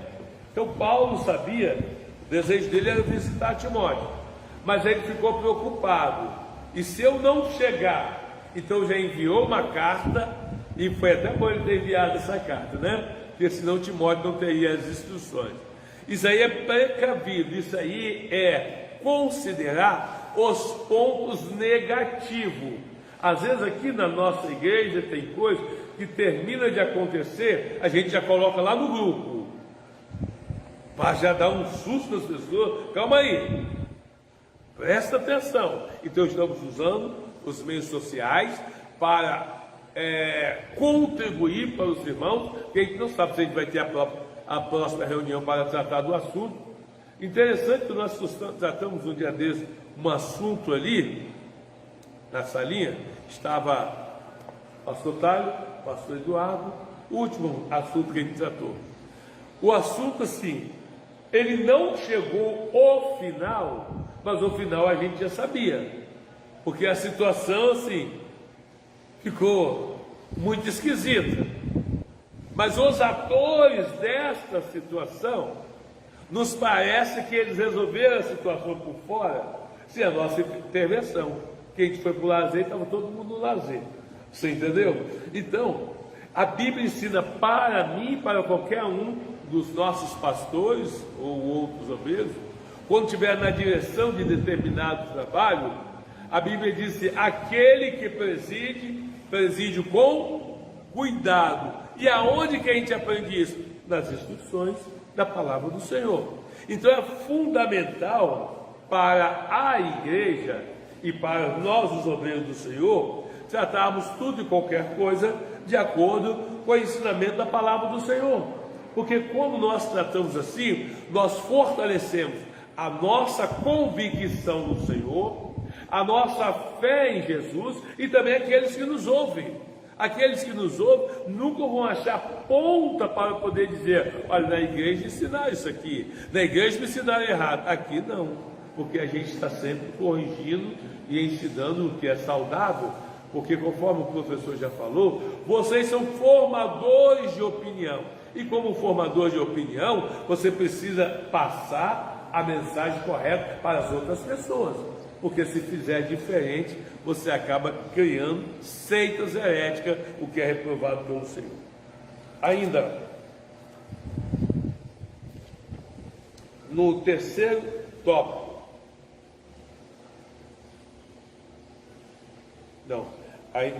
no segundo tópico, aí no finalzinho do segundo subtópico, o último parágrafo: e para esse povo, portanto, que são dirigidas as instruções paulinas, onde quer que nos reunamos, precisamos nos comportar de acordo com a palavra de Deus.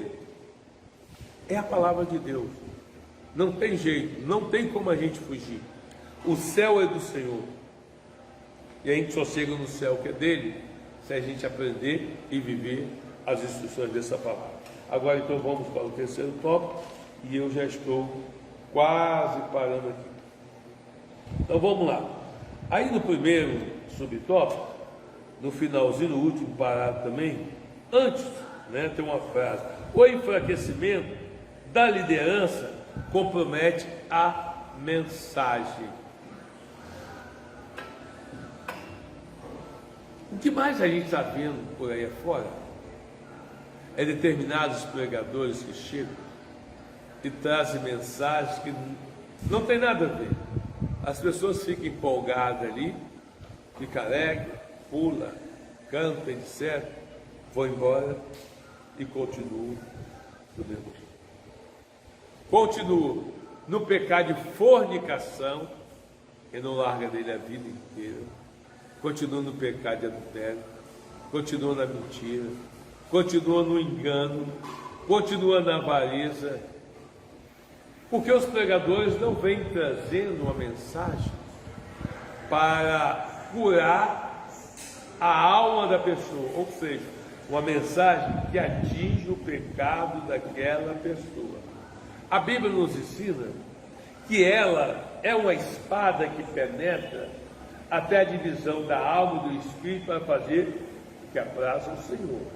Então, o objetivo não é pregarmos mensagens para os irmãos ficarem alegres, pular, glorificar, falar em língua estranha. Isso tudo é válido, mas é muito mais que as nossas mensagens venham forjar agora o que? O caráter, expurgando o mau caráter, os maus pensamentos e formando um caráter positivo, dos quais é exigido pelas Escrituras Sagradas que nós cresçamos na unidade da fé até varão perfeito. E só se consegue isso se pregar a palavra. Se ficar aqui na frente contando um monte de historinha, isso não traz edificação para a igreja do Senhor. Aí vem o próximo parágrafo. Há um risco enorme de se tentar reduzir o evangelho a uma pregação moral pública, enquanto as qualificações individuais vão sendo desprezadas. Em tempos trabalhosos, segundo Timóteo 3:1, não são poucos os que estão reduzindo o evangelho. A defesa das pautas públicas, estou falando política, né? Uma pregação aparentemente individual, mas bem afastada da mensagem cristocêntrica. A gente precisa continuar firme, assim no nosso propósito. Nós tivemos a nossa cerimônia do batismo na quinta-feira. E o irmão, depois do batismo, ele foi conversar comigo, falou: puxa vida, hein? O Senhor trouxe coisas profundas para a minha vida ali, na hora do batismo. O Senhor trouxe lá atrás uma verdade que eu talvez não tivesse coragem de falar. E aí o que acontece? A minha esposa estava ali e isso mexeu com ela. É claro, porque a Bíblia não manda falar a verdade, cada um com o seu companheiro. Na verdade, ele desceu as águas batismais. Mas quem deveria descer era quem? Quem recebeu o milagre? A forma que ele chegou até Jesus foi através dela. Aí ele continua com a vida espiritual e ela relaxa. Aí naquele intervalo ali, pós o batismo, eu cheguei na mesa deles e começamos a falar uma coisa, não me lembro a história qual foi. Aí eu disse: quando nós lemos as histórias dos reis de Israel, nós vamos observar que toda vez que essa nação eleita prevaricou contra o Senhor, deixaram de obedecer os estatutos do Senhor, Deus suscitou os seus antigos inimigos para que novamente os tornasse cativos. Aí eu disse assim, todas as vezes que nós, servos do Senhor, depois que a gente aceita Jesus e a gente não se molda de acordo com a palavra de Deus, o Senhor vai suscitar os nossos antigos problemas. Aí eu virei para ela e falei: cuidado, hein? Você sabe qual é o seu antigo problema? Misericórdia! Então quer dizer que eu atingi o objetivo naquele momento. E o evangelho é para isso aí. É para você atacar a pessoa lá dentro, no seu pecado, aquilo que ela não está agradando ao Senhor. As pessoas são maravilhosas, mas se nós não tratarmos, nós os enfermeiros do Senhor, não tratarmos essas feridas de acordo com o medicamento correto, as pessoas não vão alcançar o céu. Então aqui eu vejo o seguinte: olha, não tem que reduzir a pregação do evangelho. O poder público está lá, ele faz o que ele achar que deve fazer. A minha obrigação e a sua é orar pelos nossos governantes, para que tenhamos paz. Isso aí a Bíblia nos ensina a fazer, e a gente tem que fazer em obediência ao Senhor. Agora é claro que pior que seja o cenário, a gente precisa entender uma coisa: a igreja do Senhor está guardada por Ele. Tanto é que Ele disse para nós que haverá uma grande tentação que virá sobre todos que habitam na terra, mas para vós que temeis o meu nome, nascerá o sol da justiça. Então veja bem, no momento de grandes problemas e dificuldade, você, servo do Senhor, em qualquer lugar que tu estiver, estando em santidade, o sol da justiça vai nascer para você. Porque Deus não tem compromisso com todos os indivíduos. Ele tem compromisso com os indivíduos que passaram a pensar e agir de acordo com a palavra dele. E vou retroceder. Eu, como indivíduo, eu posso pensar o que eu quero, mas para eu colocar em prática os meus pensamentos, só posso então colocar em prática os meus pensamentos que estiverem em consonância com o ensinamento da palavra do Senhor. Aí neste momento eu esqueço aquilo que eu sei, aquilo que eu aprendi, e vou colocar, aprendi no mundo secular, e vou colocar em prática aquilo que a palavra de Deus me ensina. E para terminar, verdade libertadora. A única mensagem libertadora é o Evangelho bíblico completo. O que é o Evangelho bíblico completo? Quem crer e for batizado, será salvo. Esses sinais seguirão os que crerem em meu nome, falarão nova língua, em meu nome expulsarão os demônios, em meu nome curarão os enfermos. Olha, esse é o Evangelho bíblico completo. Agora, se você vai em determinada denominação, canta, pula, alegre, aquele showzinho para lá e para cá, alegra a tua carne, mas na hora que chega uma pessoa com câncer lá, não é curado, e canta, quantas pessoas foram curadas com câncer aqui? Demonstra que Jesus continua curando câncer. Quantas pessoas foram libertas de demônios aqui? Demonstra que ainda existem pessoas endemoniadas, e aí na nossa igreja nós temos autoridade para expulsar os demônios. Quantas pessoas são batizadas com o Espírito Santo? Quase todos os nossos crentes. São poucos os nossos crentes que não são batizados com o Espírito Santo. Então a gente tem que ver que o Evangelho completo é o que nós pregamos e ensinamos. E o apóstolo Paulo nos ensina, quando vocês se reunirem, que tem a salmos, quer dizer, louvores, tem a doutrina, revelação, línguas estranhas. Então nós estamos ofertando um culto perfeito ao Senhor. Um dia desse eu peguei uma irmã da nossa igreja e fiz uma correção dura a ela. Por quê? Essa irmã, todas as vezes que vai visitar determinada igreja por aí, coisa que nem deveria fazer, né? Que antigamente ela falava, pastor, eu posso visitar a igreja assim. Hoje nem fala mais, né? Vai por conta dela, completamente individual. Agora, na hora que a coisa aperta, pelo amor de Deus, pede pastor para orar por mim e tal. Deveria ter um comportamento diferente, né? Mas essa irmã chegou e postou assim nos status do WhatsApp dela, pegou as linhas todinhas, o culto quase todo lá. Aí postou aquele monte de evento e tal, e depois escreveu, que culto maravilhoso. Aí eu falei, culto maravilhoso? Isso não é culto, isso é show. Falei, isso é show, isso não é culto. Falei, interessante, né? Você pega esses lixos aí e posta direto nos seus estados, mas a sua igreja, que tem um culto verdadeiro, um culto genuíno ao Senhor, você nunca propaga. Você não acha que tem algo errado na tua vida, não? Você propaga o lixo dos outros, e o culto genuíno e verdadeiro da tua igreja você nunca propaga. Tem que ter alguma coisa errada nessa irmã. A inversão de valores da vida dela, porque não é possível. Se você não consegue perceber que você foi curado de eles, de problema e dificuldade, e por que você não agradece ao Senhor então? Fazendo o que a lição ensina? Usando os meios de comunicações para publicar aquilo que é verdadeiro.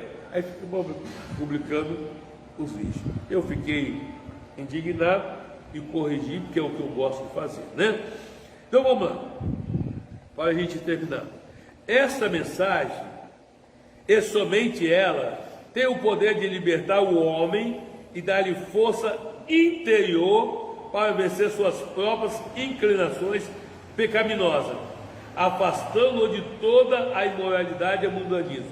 Olha o que eu falei a priori aqui. Falei o seguinte: olha, eu como indivíduo eu posso pensar o que eu quero, mas na hora de agir, não, calma aí, eu tenho a palavra do Senhor. A palavra não me libera a fazer isso. Eu não posso ir de encontro com os princípios morais das Escrituras Sagradas. Então eu tenho um freio. E eu tenho esse freio por quê? Porque um dia alguém me ensinou os limites entre a liberdade e a libertinagem. E aí eu me mantive em cima disso aí. E agora então eu volto aonde? Eu volto lá no título da lição. Que o título da lição diz o seguinte: instruções sobre o comportamento na igreja. Na verdade, não é o comportamento na igreja, é o comportamento da igreja. É diferente o comportamento na igreja do comportamento da igreja, porque eu, como igreja, eu tenho que ter um comportamento. Nós, como igreja coletiva, nós precisamos ter um comportamento. E a lição mostra para nós que os grandes problemas não são os coletivos, são os individuais. Então, cada membro da igreja precisa estar conscientizado de qual é o seu comportamento moral diante do Senhor. Não adianta pensar que isso é coletivo, não é individual. O arrebatamento da igreja, irmão, é individual. Tanto é que aqueles que não estiverem de acordo com os preceitos da palavra do Senhor vão ficar. Só vai subir quem de fato, individualmente, está vivendo em santidade. Muito obrigado, professor.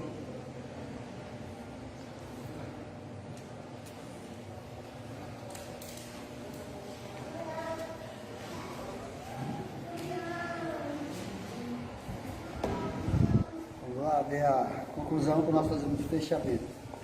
Conclusão: em tempos tão trabalhosos, com tantos fundamentos destruídos, é imperativo que, como igreja, cumpramos nosso papel de defesa e proclamação da verdade, que é Cristo e seu Evangelho pleno. Para essa importante missão, precisamos manter um comportamento apropriado, cumprindo fielmente a palavra de Deus. Isso não é possível com as nossas próprias forças, mas a graça de Deus nos capacita. Vamos lá para o nosso fechamento? Para cá de 10.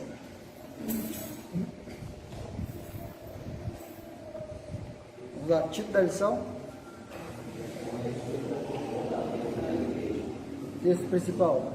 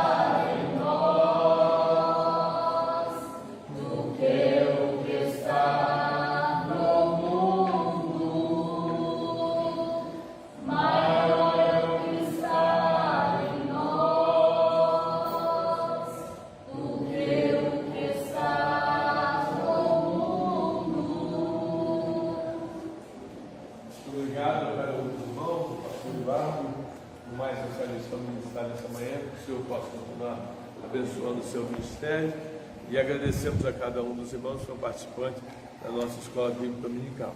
Nós já vamos adiantar ouvindo os adolescentes nesta manhã. O nome da igreja, a paz do Senhor. O princípio é a obediência.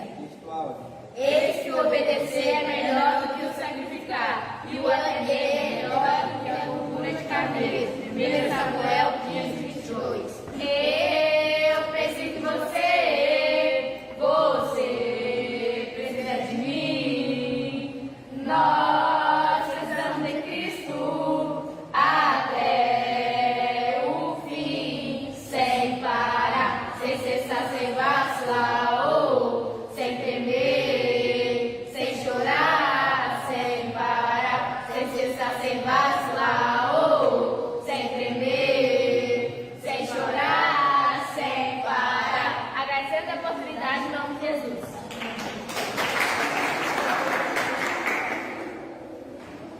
Lá na Paraíba come carneiro também ou só bode? Come carneiro também, né? Pois é, porque um texto aí falou que é melhor do que a gordura do carneiro. E é boa a gordura do carneiro? Você vai na bichada, né? Tá bom.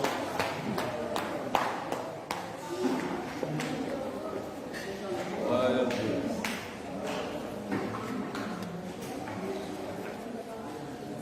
Já estão prontos aí? Então vamos ouvir essas crianças maravilhosas. Saudamos.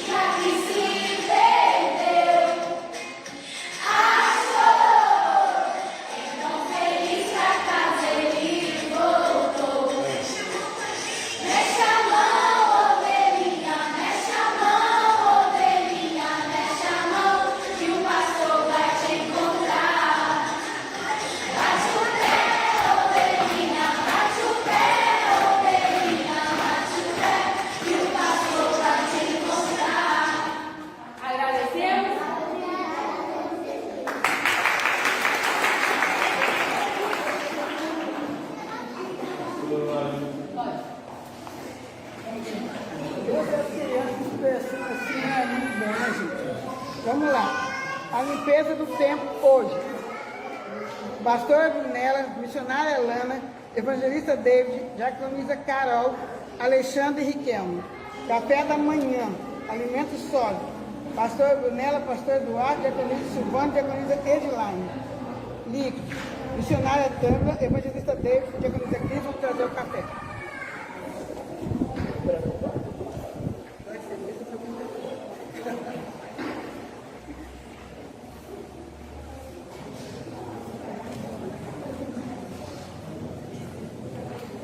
Salve por Pai do Senhor.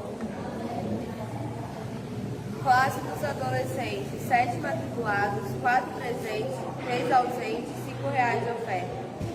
Classe Estrela da Manhã, 5 matriculados, 5 presentes, 2 visitantes, R$1,55 de oferta. Cordeirinho, 7 matriculados, 5 presentes, 2 ausentes, 30 centavos de oferta. Classe dos adultos. 30 matriculados, 22 presentes, 8 ausentes, 11,65 de oferta. Total geral de frequência, 38 pessoas. Total geral de oferta, R$ 18,50. Vamos agradecer ao Senhor por essa escola bíblica dominical e à noite estaremos reunidos para adorar o Senhor na beleza de sua santidade. Convido o pastor Adriano para fazer esta oração.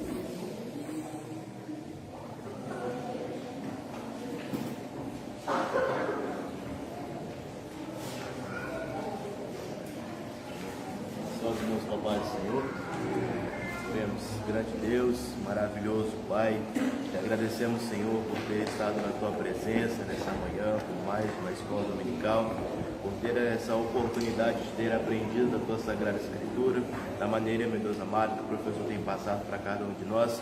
Peço que o Senhor venha continuar abençoando a cada um de nós, meu Deus, de nossa igreja, nosso pastor, nosso professor, o pastor Eduardo, também que só possa continuar capacitando a cada um de nós para que possamos cumprir com esses ensinamentos que foram passados nessa manhã.